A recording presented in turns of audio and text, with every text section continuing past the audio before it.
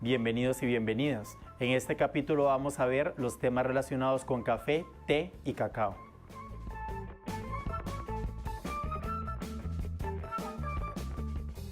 En este capítulo vamos a hablar del café, del té y del cacao, que son bebidas que con frecuencia se consumen en la cultura costarricense, tanto calientes como frías. Estas bebidas tienen la particularidad de que tienen un efecto estimulante sobre la persona que las consume. La primera que vamos a ver es el café. El café es un cultivo que es propio de la cultura costarricense y se caracteriza porque es aquel en el cual está relacionado desde el punto de vista histórico con el desarrollo económico de Costa Rica. Se obtiene de estas tres especies de plantas que están aquí: Coffea arábica, Coffea canephora y Coffea liberica. Una de estas se encuentra en esta imagen que está aquí. Esta imagen que está aquí, del cual se obtienen los granos de café, posteriormente tiene que pasar a una separación de los granos, posteriormente a un tostado, a una molienda, para al final poder tener el café molido y tostado, que es el que se utiliza para la preparación de las bebidas. Dentro de la composición del café propiamente se encuentra una gran cantidad de polisacáridos insolubles, un 50%, que eso se debe básicamente a lo que es la cantidad de fibra que hay en el grano, lípidos de un 18%, aminoácidos en un 15%, azúcares en un 12%, un contenido de 13% de agua y otros que también son importantes y que son inherentes al café, como serían los ácidos clorogénicos, que más adelante los vamos a ver, la cafeína, los minerales y la trigonelina, que estos son básicamente, sobre todo lo que son los ácidos clorogénicos, la cafeína y la trigonelina, compuestos que son asociados propiamente o que se sabe que se encuentran en el café y que son característicos de él. Dentro del procesamiento del café, de los granos vistos anteriormente, en estos granos es más o menos esta la forma que se encuentra en esos granos. Se tiene una parte de una pulpa, las semillas, que es la parte más grande propiamente del grano, una película que le llamamos película plateada, el pergamino y el mucílago. Todas estas partes son las que juntas forman el grano de café. Cuando se hace la recolección, la fruta se recolecta de forma madura. Aquí es muy importante empezar a hacer la recolecta de los granos de la forma más homogénea posible. Obviamente, para que el momento de que nosotros tratamos el lote no tenga variación de la calidad entre unos granos y otros. Además, esta fruta madura se recolecta porque cuando ya hemos tenido un proceso de maduración se ha desarrollado un buen complejo enzimático. Entonces, esta fruta madura es aquella a la cual se le atribuye una actividad enzimática fuerte propiamente dentro de lo que es el grano. Posteriormente, una vez que se hace la recolecta, se hace una separación con el uso del agua. Simplemente por un principio de que algunos granos van a flotar y otros no van a flotar. Con esa agua lo que se hace es asegurar la calidad propiamente de que los granos sean lo más homogéneamente posible entre ellos para que puedan ser utilizados de forma adecuada dentro de lo que es el proceso de la obtención del café. Posteriormente se fermenta. Recordemos que la fermentación corresponde a un grupo bastante grande o a un proceso bastante grande de reacciones bioquímicas, y en estas reacciones se va a dar el desarrollo de aromas y sabores.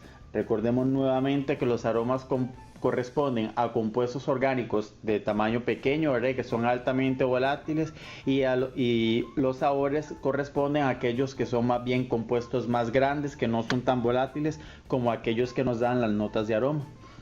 En esta fermentación se producen ácidos orgánicos que son característicos propiamente del café, y el etanol también, una fermentación posiblemente etanólica, o una fermentación básicamente más bien etanólica, por la cual se va a obtener el etanol a partir de compuestos tipo azúcar que se encuentren dentro del grano.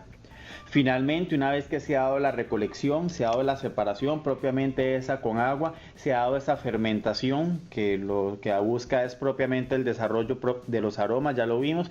Lo que se va a dar es un secado al sol, o simplemente un secado que puede ser industrial, un tostado propiamente utilizando hornos, durante el cual se obtienen diferentes tipos de café.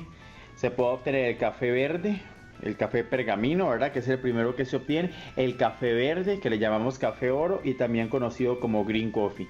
Esto depende propiamente de que si el café queda con Depende propiamente si el café queda con el pergamino o si el café queda sin la parte que le llamamos pergamino, que la vimos aquí. Esa es la diferencia entre ambos cafés, ¿verdad? Simplemente si nos queda a nosotros con esa película que se llama pergamino o no queda con esa película. Además, este tipo de cafés, de café verde o café pergamino, o lo que le llamamos el café oro, va a tener diferencia en la que es la calidad propiamente del grano de café.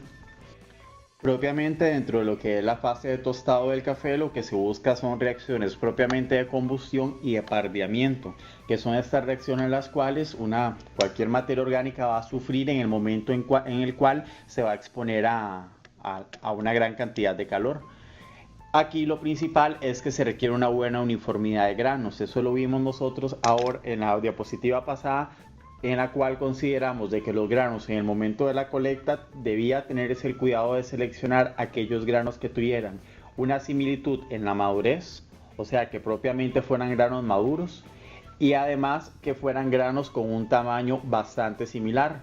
Obviamente para que estos pudieran ser, en el momento de que se hacen los procesos de tostado, puedan ser sometidos propiamente o puedan sufrir el mismo tipo de cambios químicos dentro de su estructura.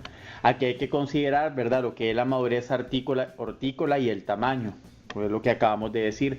Recordemos que la madurez hortícola no necesariamente corresponde con lo que es la madurez fisiológica del producto. Sin embargo, para hablar de calidad de café, la madurez hortícola sería simplemente aquella que nos daría a nosotros las características necesarias para poder obtener un grano de calidad. Se reduce el contenido de agua. Obviamente al momento de que aplicamos calor, el contenido de agua se va a reducir propiamente por evaporación. En el momento de que se está dando esta evaporación del agua, el grano va a aumentar de tamaño, simplemente con una simple cuestión, ¿verdad?, de que el agua en el momento de que pasa de su fase líquida a su fase vapor va a aumentar la cantidad de volumen que se necesita y por ende el grano propiamente se va a inflar. O sea, obviamente entonces por esta producción de gases que se obtiene principalmente a través del agua que está evaporada. Pero además esta producción de gases también se obtiene de otra forma.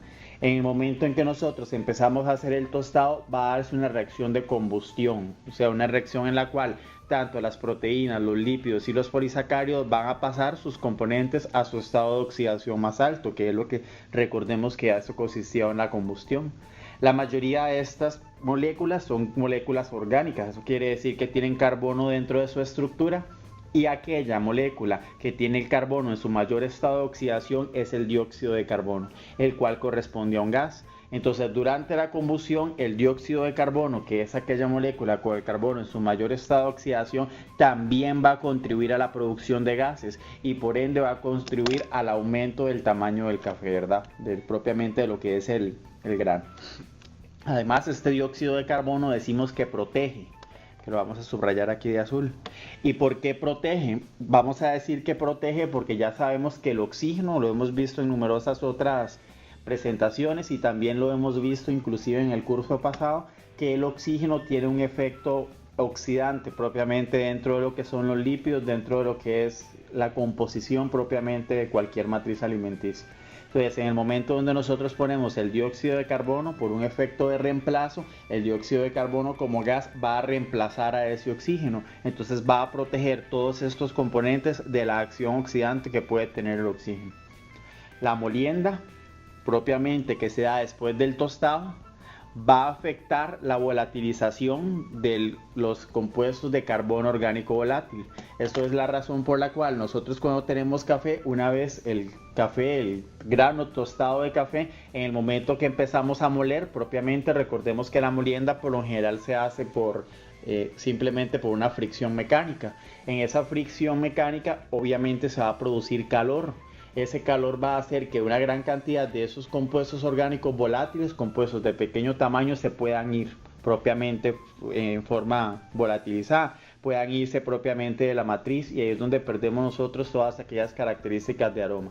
Por eso es que esta molienda debe ser realizada con cuidado. Primero porque estamos aumentando el área superficial, rompiendo cavidades celulares, ¿verdad? O propiamente lo que son las células que están propiamente dentro de lo que es el grano de café, las células vegetales, y eso va a hacer que al aumentar la cantidad de área superficial y también aumentar la cantidad de calor, se pueda ir una mayor cantidad de compuestos de este tipo.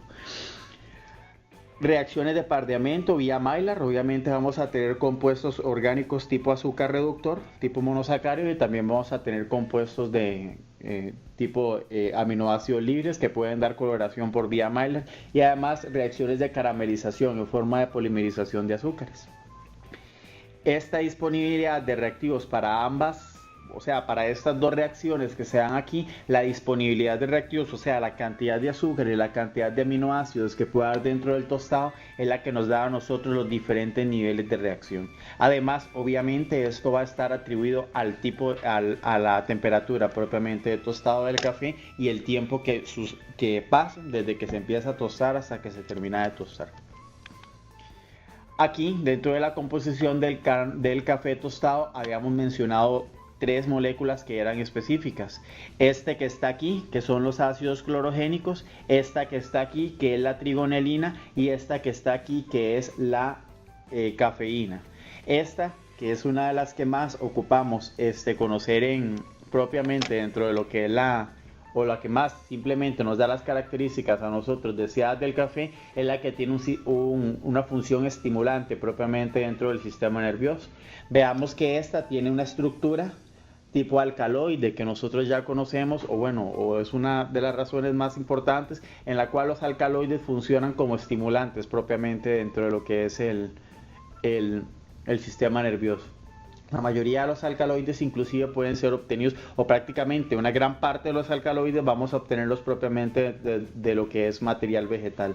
Ese es el caso de la cafeína, ¿verdad? O el caso como la teobromina del chocolate o muchos otros. Esta trigonelina propiamente se produce por reacciones bioquímicas propiamente dentro de lo que es el café, y este ácido clorogénico al cual actualmente se le han empezado a atribuir capacidades o funcionalidades nutracéuticas bastante importantes. Esperamos que los contenidos vistos en este capítulo sean de provecho para ustedes.